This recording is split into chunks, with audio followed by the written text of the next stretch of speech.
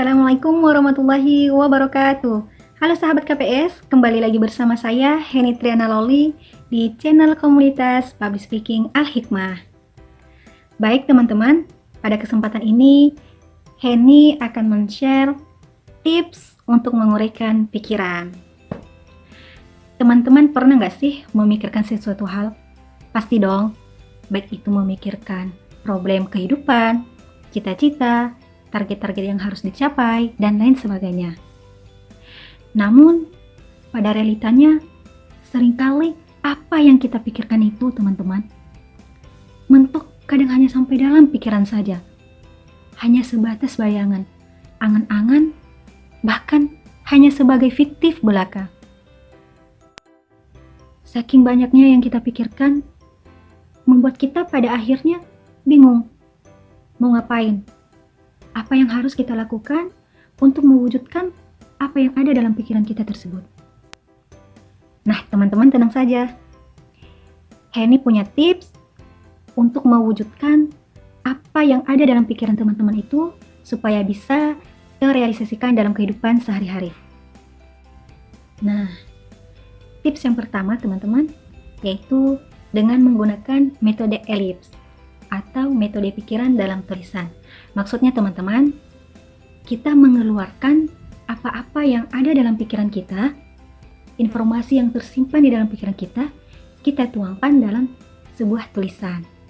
Misalnya, hari ini kita memikirkan, pokoknya hari ini saya harus baca buku, tilawah, jalan-jalan, mengerjakan tugas, bantu orang tua, beres-beres rumah, dan lain sebagainya.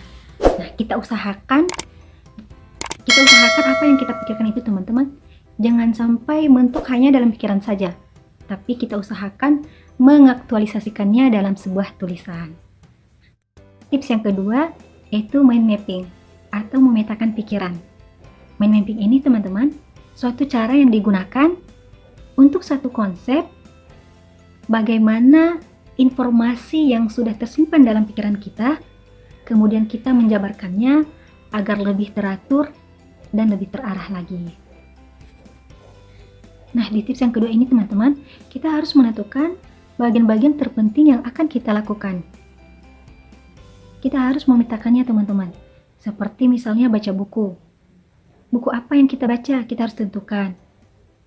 Hari ini kita harus tilawah. Tilawahnya berapa juz, kita harus tentukan. Hari ini kita harus mengerjakan tugas. Tugas apa yang duluan kita kerjakan. Nah, seperti itu teman-teman. Jadi harus dipetakan teman-teman, harus lebih teratur lagi. Nah, tips yang ketiga yaitu outline atau mendetailkan. Nah, di tips yang ketiga ini teman-teman, kita harus buat lebih spesifik lagi. Harus lebih terstruktur lagi, lebih jelas lagi. Kalau misalnya tadi ibaratnya di tips yang pertama itu temanya, di tips yang keduanya sub-sub temanya, nah di tips yang ketiganya itu jabaran dari sub-sub tema tersebut. Maksudnya teman-teman, setelah kita menentukan misalnya buku apa yang kita baca, kita juga harus menentukan setiap hari berapa halaman kita baca. Terus kita harus buat jadwalnya teman-teman, kapan kita membaca. Terus misalnya kita mengerjakan tugas. Setelah kita menentukan tugas apa yang duluan kita kerjakan, kita juga harus buat jadwalnya. Kapan kita mengerjakan tugas tersebut. Nah, pokoknya setiap apa yang kita kerjakan teman-teman, kita harus detailkan.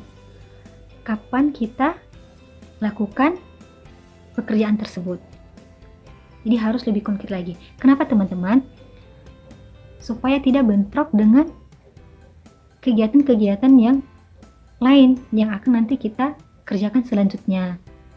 Jadi dia itu lebih terstruktur gitu teman-teman, lebih teratur. Misalnya setelah kita tilawah, habis itu kita baca buku, habis itu bantu orang tua, habis itu kita mengerjakan tugas. Jadi stepnya jelas gitu teman-teman. Habis itu apa yang kita lakukan sudah teratur gitu. Nah, jadi kita tidak bingung teman-teman, kegiatan apa yang harus kita lakukan selanjutnya. Mungkin hanya itu saja yang bisa Heni sampaikan.